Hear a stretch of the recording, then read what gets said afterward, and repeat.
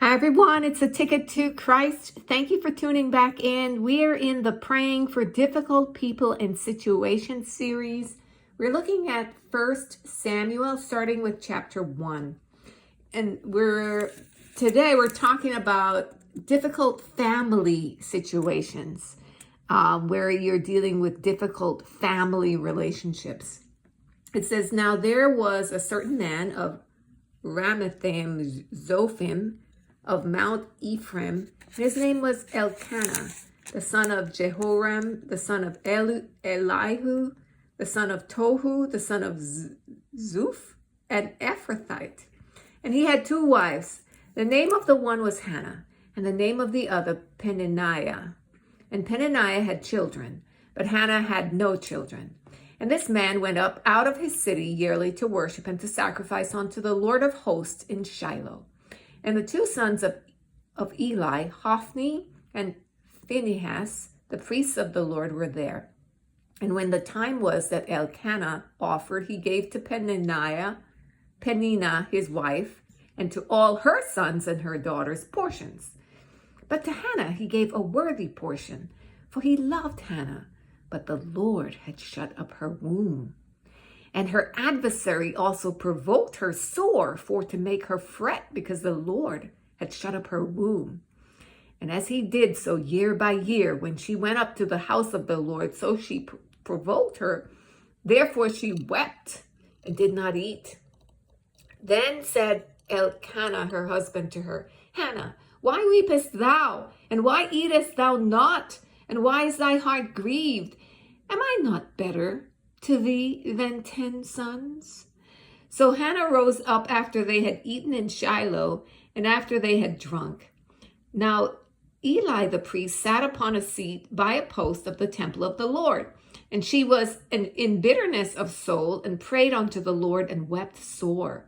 And she vowed a vow and said, O Lord of hosts, if thou wilt indeed look on the affliction of thine handmaiden, and remember me, and forget not thine handmaiden, but will give unto thine handmaid a man-child, then I will give him unto the Lord all the days of his life, and there shall no razor come upon his head. And it came to pass, as she continued praying before the Lord, that Eli marked her mouth. Now Hannah, she spake in her heart, only her lips moved, but her voice was not heard. Therefore Eli thought she had been drunken. And Eli said unto her, how long wilt thou be drunken? Put away thy wine from thee. And Hannah answered and said, No, my Lord, I am a woman of a sorrowful spirit. I have drunk neither wine nor strong drink, but have poured out my soul before the Lord. Count not thine handmaid for a daughter of Belial, for out of the abundance of my complaint and grief have I spoken hitherto. Then Eli answered and said, Go in peace, and the Lord of Israel grant thee thy petition that thou hast asked of him. And she said, Let thine handmaid find grace in thy sight. So the woman went her way and did eat, and her countenance was no more sad. Amen. So you see her faith, that right there she knew her prayer was answered. So what are you seeing here? What are you getting here? And I want us to not try to make this into a modern comparison. This is a different time. This is thousands of years ago. This is in a different part of the world, with different ways of living. And so what we need to look at in this, maybe look at principles and try to correlate on that level. So first of all, what I'm getting from it is, so you had this man, he seemed to have been a righteous man, but he had two wives. And I'm thinking he had two wives because one couldn't have children. He says the name of one was Hannah and the name of the other was Peninnah. So I'm assuming that Hannah was his first wife because she's mentioned first, and that she couldn't have children, and so he had to take another wife. Because I guess culturally, if you don't have children, you don't have anything, because I think that's how they advance the territory. You advance your tribe, you advance your nation that way. So if you don't have any children, it's like you're dead in that society. People had to have a lot of children. That's how they survived. That's how they could have an army. That's how they could build up a country. That's how they could eat. That's how they could survive, right? It's through having children, men children to help women children to continue it on the lineage, right? And so that's how he came to have the second wife. And the second wife, it looks like she had quite a few children, both sons and daughters he got from her. And it looks like it wasn't because he didn't love his first wife. So he had to marry again out of, I guess, desperation, out of necessity for their survival. But this second wife, because of maybe felt jealous and realizing that she wasn't loved, ridiculed the first wife, and probably taunted her, saying, you don't have any sons, if Elkanah dies, what's going to happen to you? You don't have anybody to take care of you. Because also men children were a source of protection for females. They could fight, they could defend them, defend their reputation. And so Hannah was in a very vulnerable position. And so when Elkanah was saying, why is your heart grieved? Am I not better to thee than 10 sons? I think that was that was a little insensitive, right? Obviously, if he felt the need to take a second wife to have children, then her state of desolation, would be the same as his. But I guess he was just trying to comfort her the best he knew how to comfort her, with showing her. I think maybe he even tried to make up for the fact that he took a second wife. This is me interpreting this, by being extra attentive to her, giving her the same. But we see that she understood her state of desolation all the more by how this other woman was talking to her and dealing with her. And so it was a horrible situation for Hannah. And then we see how she dealt with it. It says that she poured out her heart. It says, first of all, it described how she felt. Verse 10, she was in bitterness of soul and prayed unto the Lord and wept sore. So is that you? Are you in bitterness of soul?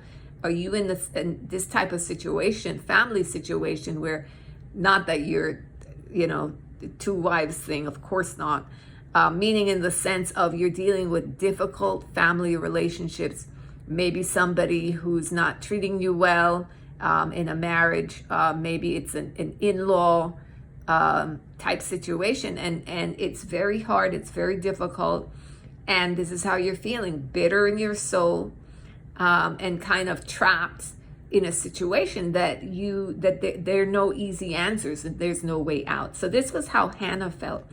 And it says that she wept sore. What does that mean? She bawled her. This is not just a little tear. She bawled her heart out, right?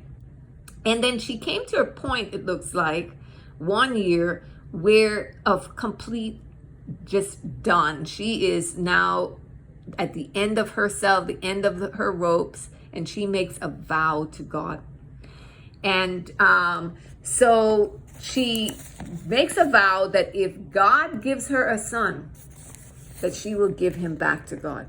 And then it says here in verse 13 that she spake in her heart, only her lips moved, but her voice was not heard. As she was praying so hard in her heart, just moving her lips, probably closing her eyes tight in her own head, praying with all her might, that Eli, who was the priest at the time in the temple, was watching her.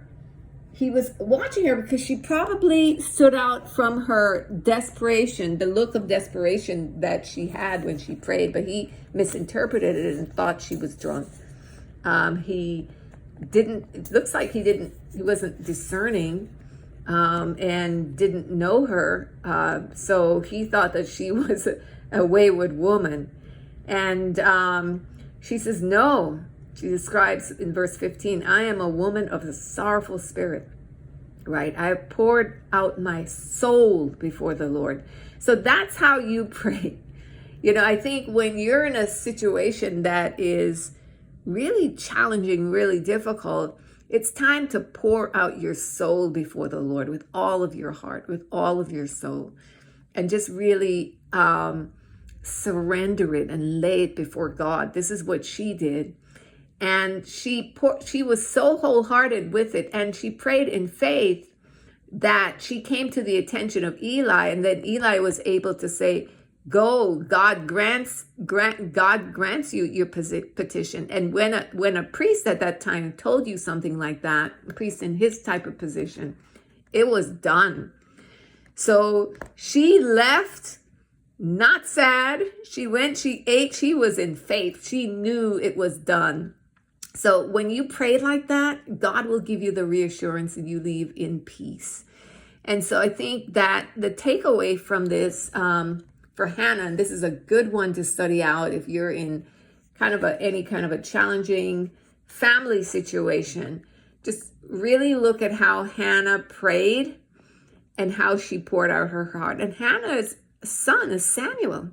Yeah, that prophet Samuel, who was the prophet that the Lord used in such a powerful way. We have the book of Samuel, 1st and 2nd Samuel, and it's named from that prophet. And that came, and he is the son of Hannah, this Hannah that we're talking about here. And a lot of times God uses these desperate situations that people are in to bring about things that wouldn't normally come about. A lot of times it's through the pressing that the greatest victories can come forth and the greatest triumphs and things can happen from it. If you surrender your heart completely and fully, the more challenging and difficult the person and the situation, it brings about a greater glory for God. If you pour your heart, if you surrender it to Him, and if you follow his will and his program, and you come before Him in faith, just like this woman did. And so we see that God answers, and God meets us in terrible situations like this woman. She could not have children. God had shut up her womb, it said in verse 5. And we see that even that situation was for a reason and for a purpose. After she had Samuel, if you read on, she had other children. So she did give Samuel back to the Lord. He, became a priest of the Lord, had an incredible prophetic ministry. But the Lord gave her other children as well. And, she had an incredible son who rose up to do great things in the land. And so this is a good 1 Samuel chapter 1, chapters 1 to 2. You see in chapter 2, we see her victory after, the Lord heard her prayer. Samuel was born and she took him up to Eli. It says in chapter 2, and Hannah prayed and said, my heart rejoiceth in the Lord. Mine horn is exalted in the Lord. My mouth is enlarged over mine enemies, because I rejoice in thy salvation. There is none holy as the Lord, for there is none beside thee, neither there is any rock like our God. Talk no more so exceeding proudly. Let not arrogancy come out of your mouth, for the Lord is a God of knowledge, and by Him actions are weighed. The bows of the mighty man are broken, and they that stumbled are girdled with strength. They that were full have hired out themselves for bread, and they that were hungry ceased. So that the barren hath borne 7, and she that hath many children is waxed feeble. So we can pause there. So we see that Hannah, it looks like, had 7 children, and the other woman who was ridiculing her, who had many children, became feeble. It looks like that she suffered some kind of a health problem and did not fare well in the long run. But you can read on your own, so that this isn't too long, just Hannah's prayer and song, that you could see the victory that came about because she trusted God and surrendered her life to God and gave it all to the Lord. So that's what I'm getting from this. I hope that you're getting some insights from it as well, and that you can make your own correlations even better than I did. But I just think it's a great one for family situations that are negative to study out. That's Hannah, her story and her victory. That's it from me, beloved. I hope this helped and blessed you in some small way. Have a great day.